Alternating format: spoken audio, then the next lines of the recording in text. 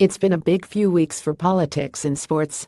AFL clubs have been racing to declare their allegiances in the upcoming same-sex marriage battle, while Macklemore has single-handedly turned half of the voting population in Australia by performing his song Same Love at Sunday's NRL Grand Final. And then there's the controversy that has divided the United States as NFL players kneel and link arms during the Star-Spangled Banner national anthem. But why are we stunned and enraged when politics so plainly infiltrates our sports arenas? In theory, sporting stadiums are supposed to be cathedrals of sporting consumption, where we can go for a few hours and be free from politicians, policies, and the endless media commentary that accompanies these issues. The sight of African American players kneeling during the United States national anthem before the start of games has thrown a light on the prevalence of politics in sport. A lot of commentary around the issue is that such political stances shouldn't be brought into sports, and that these players have no right to do so. However, the fact of the matter is sport is politics. Whether you have noticed it or not, the sports that you have been watching have many political undertones. The governing bodies of Australian sports in the past few weeks have come out either in support or against the current same-sex marriage proposal. It may be difficult to understand why an organization such as the AFL needs to rebrand its headquarters to show its support. But by doing so, the AFL has ensured that it didn't undo years of tremendous work promoting and increasing diversity and equality within the AFL. Sometimes saying nothing is more damaging than being loud and brash.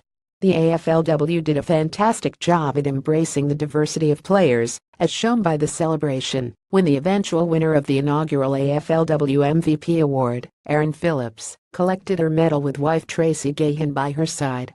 Op image Tracy near me. Will this acceptance of different translate into the men's competition? Will we someday see an AFL player bring a male partner along the red carpet and be asked only about whose suit he's wearing? For NFL players, the choice of the national anthem to stage a protest is a delicate one. The American anthem and flag are the two most powerful symbols of patriotism. These are symbols that Americans treasure dearly, as they represent the ideals that the greatest nation on earth is founded upon, such as hope, freedom, justice, and equality. The anthem is the vehicle for protest because these symbols of what America stands for are not being upheld.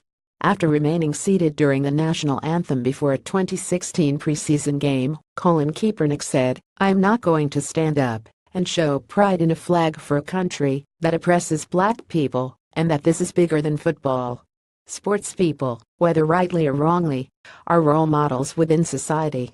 They are leaders in their communities and are the idols that kids aspire to be.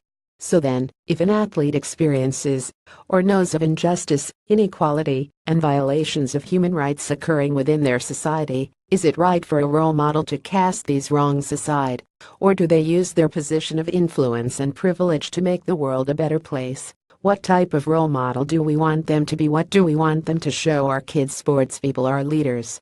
In a world that Donald Trump says is filled with fake news, sportsmen and women have the power to make people tune in and listen. To kneel during the national anthem will make white America stop and pay attention. To say this protest is about disrespecting the anthem is to miss the point entirely. If something was being done to stop the police shootings of unarmed African Americans, players wouldn't be kneeling during the national anthem.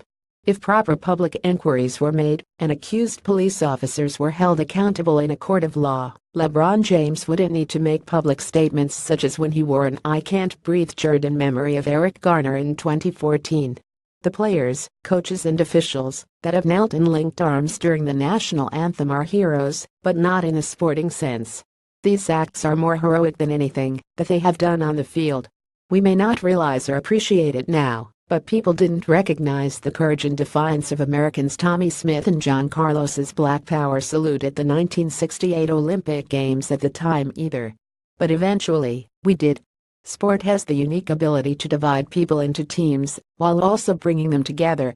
Most importantly, sport has the power to create change.